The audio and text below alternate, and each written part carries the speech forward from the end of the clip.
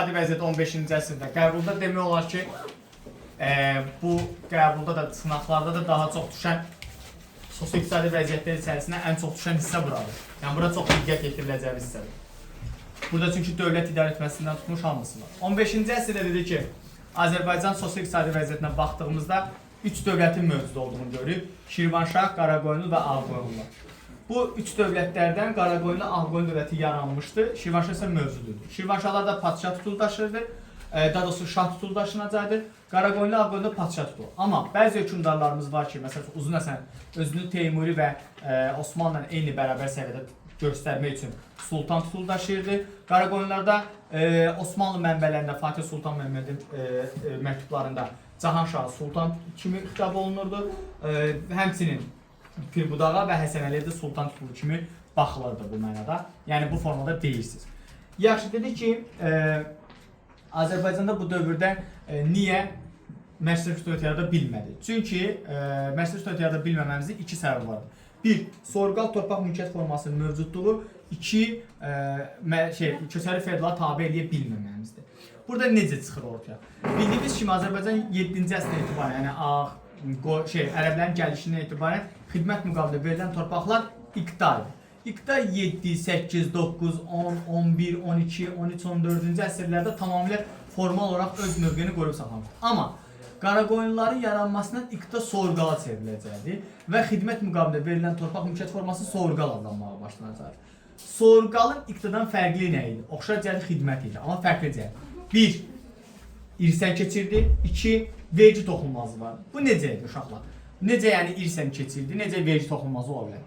Əvvəl məsəl üçün bayaqlar dedik, biz islahatlar dedik ki, bir növ iqta sahibi ölürdüsə, əgər yerinə kimsə davam eləmirsə, onu torpağa əlinə alıb başqasına verir və ya da davamçısında qalırdı.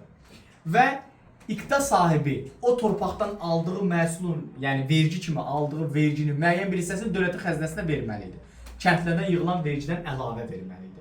Bu dövlətin xəzinəsinin dolmasına sövq edir. Amma soyurqalda elə deyildi. Soyurqalda iqta sahibi bu gün xidmət eləməsə artıq dövlət torpaq fondu deyildi də buna. Dövlətin torpağı ona irsən keçir, artıq xidmət elədi ya eləmədi. Bu dövlət torpaq fondunun azalmasına gətirib çıxarırdı. İkinci bir məqam isə həmin torpaqdan gələn gəlir dayanırdı, yəni vergi toxunmazı vardı həmin adamın. Ona görə də büdcə də azalırdı və feodallar isə güclənəcəkdi. Bu proseslərin hamısı Azərbaycanda məşrəf dövlətini yarada bilməməsinə təkan verəcək. Bu dövrə baxdığımızda 7-ci əsrdə qalan sistemlə davam edir. Dövlət torpaqları divan, xidmət müqabilində verilən torpaqları soyurqal, irsən keçən özünün ata-baba mülkü mülk, sonra bununla bərabərində verirsiz dini idarələr məhsul olan torpaqlar vəqif, hamının istifadə torpaqlar isə icma olacaq. Bu dövr vergilərinə baxdığımızda isə məhsul vergisi artıq mal-cəhər, su vergisi bəhrə, çobanbəyi isə otlaq sahəsinə görə alınan vergi idi, həmçinin tamğa vergisi alınacaq. Uzun Həsən, bilirsiniz, vergi işini nizama salmaq üçün qanunnamə qəbul edir. Qanunnamə qəbul edən hökmdarlar içərisində Mərzban Məhəmməddir, Uzun Həsəndir və bir də Fatih Sultandır, qanunnamə. Amma vahid qanunlar toplusu verilir. Sinşuxandır, Aşoka, Justinianı verirsiniz, Xlodviki verirsiniz, sonra burada Məlikşahı verirsiniz, yəni vahid qanunlar toplusunda verirsiniz. Uzun Həsən tamğanın ləğv edilməsini eləyə bilmədi. Buna görə də vergiləri nizama salacaqdır. Miqdarın qismən də olsa azaldacaqdır, vergi işini nizamlayacaq ki, dövlətin büdcəsi artsın. Sonra gəldi burada dövlətin idarə etmə mexanizmasına. Uşaqlar, dövlətin idarə etmə mexanizmasında ölkənin başında padşah duracaq. Padşahdan sonrası ikinci şəxs Əmir Əl-Ümara. Əmir Əl-Ümara ordu komandanıdır. Bu cümlə çox tez yadda qalır, ordu komandanı. Amma fərqli formatlarda ifadə olunur bu. Əmirlərin əmiri, ən ali hərbi rütbə, sonra hərbi başçısı kimi də ifadə olunacaq. Sonra üçüncü şəxs baş vəzir, mali işlərə baxacaq. Burada da nə kimi qiymətləndirilir, başqa adla da verilir. Baş vəzir ölkənin mədaxil və məxaric xərclərinə, xarici və daxili işlərinə nəzarət eləyəcəkdir.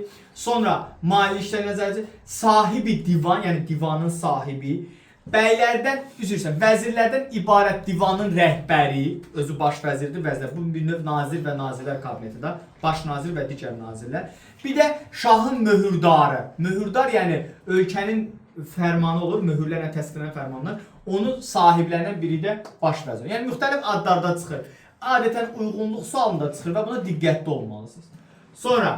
Bundan sonra dini işlərə baxan sədr və yaxud da sədr-əzəmdir. Bu dini torpaqlardan, bunun da adı fərqli gələcəkdir. Vəqf torpaqlarına gələn gəlirlər hesabına yaşayırdı. Vəqf torpaqlarına nəzarət edirdi. Bir də məhkəmələrə nəzarət edirdi. Qazı deyil idi. Qazılara nəzarət edir. Qazının işlərinə nəzarət edir. Doğru görürlər, yoxsa yox. Başa düşdünüz, bunun kimi olacaqdı. Sonra bu dövrdə gizli məşvərətçi orqan Kənqaş adlandırılacaqdı. Həm Qaraqoyunlu, həm Ağqoyunluda var idi. Dünən ki biz Ağqoyunlu deyildik, amma bir gün sınağın bir sınaqla mənbə kimi Kənqaşı Qaraqoyunlu da verdiyi üçün artıq Kənqaşın da olduğu, həm də Qaraqoyunlu Ağqoyunlu dövlətinin idarəetmə mexanizması eynidir deyə elə verirsiniz. Kənqaş gizli məşvərətçi orqanı. Burada xüsusi məsələləri, taxtac məsələlərini həll edirlər burada. Sonra Ağqoyunlularda ordu iki hissəyə bölünürdü. Bir, daimi qoşun. 2. Elatlardan yığılan ordu olacaqdı. Daimi qoşuna xassəs əskərləri deyilirdi. Buna aylıq maaş verilirdi. Hər ay və yaxud da illik maaş verir, fərqi yoxdur.